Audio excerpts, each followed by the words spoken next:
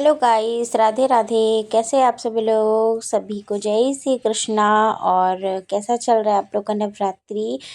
Comment करके जरूर बताइएगा। तो हैप्पी नवरात्रि के दूसरे दिन की ढेर सारी शुभकामनाएं आप सभी लोगों को। माता रानी सभी के कष्ट दूर करें। और तो आज दिन मंगलवार, माता रानी का दूसरा दिन है। तो यहाँ पास मैं सबसे पहले आ गई थी गर्म पानी पीने की। तभी सुबह के बज रहे थे 4। ये देखिए और कितना अंधेरा, लाइट की वजह से ऐसा लग रहा है कि उंजेला है, बट यहाँ बहुत अंधेरा था।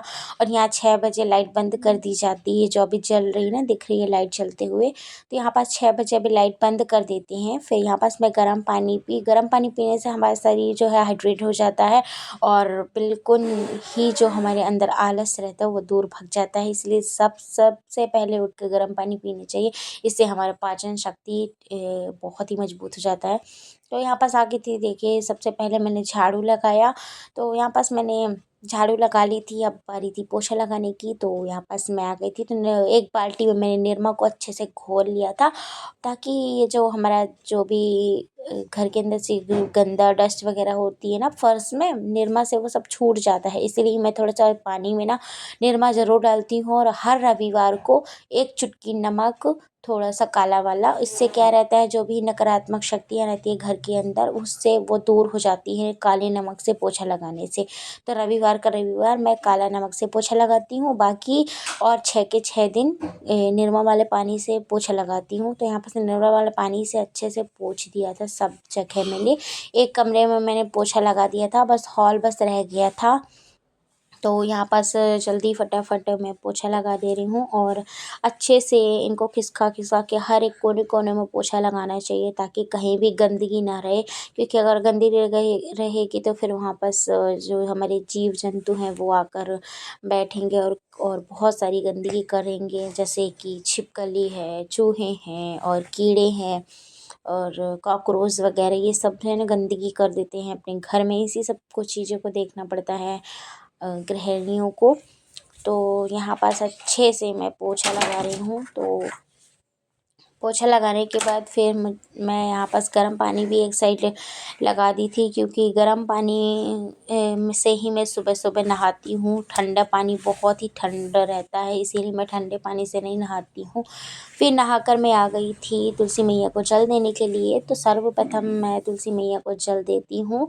तो यहाँ पास मैं ओम नमो भगवते वासुदेवाय मंत्र का नाम जपते हुए तुलसी मैया को जल अर्पित किया, क्योंकि माघ चल रहा है और माघ विष्णु जी और लक्ष्मी जी का ही महीना है। तो मैं यहाँ पर ओम नमो भगवते वासुदेवाय का मंत्र का जाप करने से विष्णु जी और लक्ष्मी माँ दोनों की कृपा प्राप्त होती है। तो यहाँ पास मैंने तुलसी मैया को जल देकर फिर मंदिर में आ गई थी। तो यहाँ पास पहले हनुमान चालीसा पढ़ा, फिर राम स्तुति करके मैंने राम जी का नाम जाप किया। इसके बाद जाप करने के बाद फिर मंदिर में आई। फिर मंदिर में मैंने अच्छे से पहले गौरीपुत्र गणेश का आह्वान करके अच्छे से उनका पूजन किया।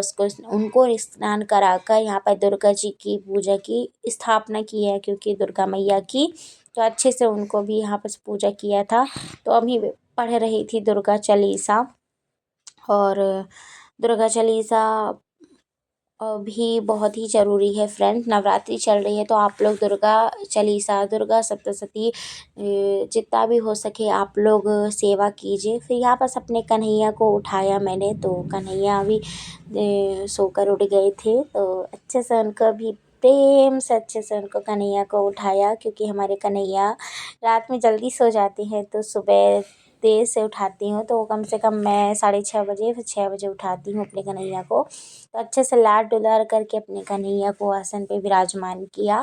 फिर उनको मैं गर्म पानी से ही, हर सभी देवी देवताओं को मैं गर्म पानी से ही नहलाती हूँ, किसी को ठंडे पानी से नहीं नहलाती हूँ। तो यहाँ पास गर्म पानी करके मैं ले आई थी। तो एक एक करके मैंने सबको नहला दिया था, उसका व्लॉग मैंने ही शूट की हूँ। इसके बाद यहाँ पास फिर मैंने चंदन सेवा लगाई। तो यहाँ पर चंदन मैंने अच्छे से अपनी हथेली पर उसको घोल लिया था। मैं किसी भी पत्थर वगैरह किसी भी मैं नहीं घोलती, मैं अपने हाथ पर ही घोल कर स्वयं मैं पहले भगवान को लगाकर फिर स्वयं लगाती हूँ। तो यहाँ पास अच्छे से पहले मैंने घोल लिया था। इसके बाद अपने को लगाया था। तो फिर यहाँ पर चंदन सेवा के बाद फिर मैंने भोग प्रसाद लगाया। तो भोग प्रसाद में मैं इस समय रोज़ डेली मिश्री का प्रसाद बनाती हूँ। इसके बाद जो भी भोग प्रसाद में जो भी मैं बनाती हूँ तो वो भी भोग मैं यहाँ पास अर्पित कर देती हूँ प्रभु को और मैया जी को। तो यहाँ पास कन्हैया को, यहाँ पास मैं दुर्गा चालीसा का पाठ भी करते जाती हूँ और प्लस उनकी सेवा भी करते जाती हूँ, क्योंकि दुर्गा चालीसा का पाठ करते करते सेवा करती हूँ, इससे जल्दी हो जाती है पूजा। क्योंकि फिर मैं अर्घ से पहले पूजा करूँ फिर दुर्गा चालीसा का पाठ करूँ तो इसमें बहुत समय लग जाता है, और क्योंकि फिर मुझे अपने बेटों को स्कूल जाने के लिए तैयार भी करना पड़ता है, इसीलिए मुझे जल्दी मतलब पूजा करनी पड़ती है। तो इतनी स्पीड में तो नहीं, पर मैं आराम से ही पूजा करती हूँ, इतना कि सेवा भाव मुझे कम से कम 1-2 घंटा लग जाते हैं पूजा करने में।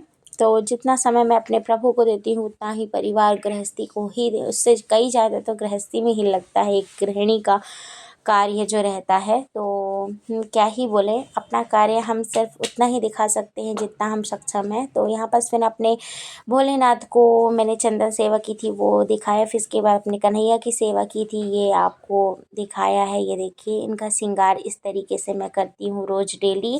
तो इस तरीके से अपने कन्हैया का श्रृंगार करके उनको आसन में विराजमान कर वहीं स्थापित कर दिया जहाँ डेली वो बैठते हैं।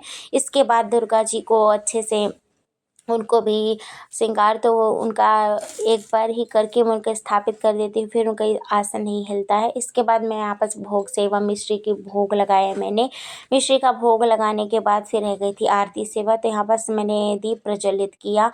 तो फिर मतलब सबको एक एक करके पहले भोग लगाया, फिर यहाँ पर से दीप प्रज्वलित करके मैंने आरती वंदन की। तो आज है मंगलवार, तो हर मंगलवार और शनिवार के दिन मैं हनुमान जी की आरती किया करती हूँ।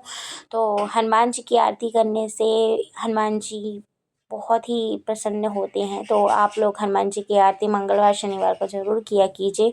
तो यहाँ पास में और हर एक दिन मतलब बुधवार को जैसे गणेश जी का, सोमवार को शंकर जी का, किसी न किसी दिन की जिसका दिन होता है मैं सबकी आरती करती हूँ। फिर यहाँ पर सूर्यदेव भी उदय हो चुके थे, तो यहाँ पर सूर्यदेव को आ गई थी जल अर्पित करने के लिए। तो यहाँ पर से 1 लोटा जल में मैंने रोली, थोड़ा सा अक्षत और थोड़ी सी हल्दी उसमें जल में डालकर सूर्यदेव को जल अर्पित किया, और ओम घृणी सूर्याय मंत्र का महामंत्र जाप करते हुए सूर्यदेव को जल अर्पित किया। तो फ्रेंड कैसा लगे व्लॉग कमेंट करके जो बताइएगा। मिलते हैं नेक्स्ट व्लॉग। कैसा लगे व्लॉग प्लीज़ कमेंट करके जो बताइएगा। चैनल पर नए तो प्लीज़ सब्सक्राइब कर लीजिएगा, बेल आइकन को प्रेस कर नोटिफिकेशन ऑन कर लीजिएगा ताकि मेरी वीडियो आप सभी तक पहुँचती रहे। तो फ्रेंड्स मिलते हैं एक अच्छे से नेक्स्ट व्लॉग पर, तब तक सभी को राधे राधे, जय श्री कृष्णा सभी को।